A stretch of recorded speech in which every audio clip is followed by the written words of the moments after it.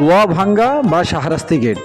আসসালামু আলাইকুম সবাইকে। চাঁদপুর জেলার শাহরাস্তি উপজেলার হৃৎপিণ্ড বলা হয় যাকে, যে জায়গাটাকে, সেটাই হচ্ছে আমাদের দোয়াভাঙ্গা বা শাহরাস্তি গেট।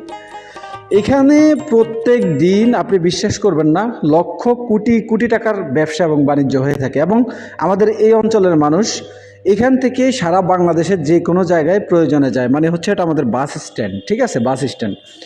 এই দোয়াভাঙ্গা আমাদের পুরনো ঐতিহ্য, ইতিহাস এবং ইতিহাসের ধারক এবং বাহক।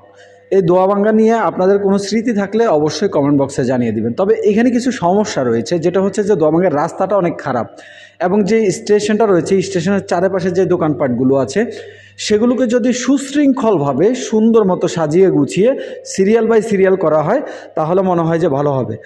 আরেকটা জিনিস আমাদের দোয়াভাঙ্গায় যে জিনিসটা আমার সবচেয়ে খারাপ লাগে, সেটা হচ্ছে যে আমরা যখন ঢাকা থেকে যাই, ওইখানে নামি, ফল টল কিনতে হয় আমাদেরকে। ওইখানের ব্যবসায়ীরা, কিছু ব্যবসায়ীরা আছে, সবাই না, অনেক ব্যবসায়ী, অনেক ভালো মানুষের ব্যবসায়ী আছে এখানে, কিন্তু কিছু ব্যবসায়ী আছে যারা 1 টাকার জিনিসটা 10 টাকা চায় আমাদের কাছে, ঠিক আছে। তারা জানে যে আমাদের বাধ্য হয়ে এখান থেকে নিতে হবে।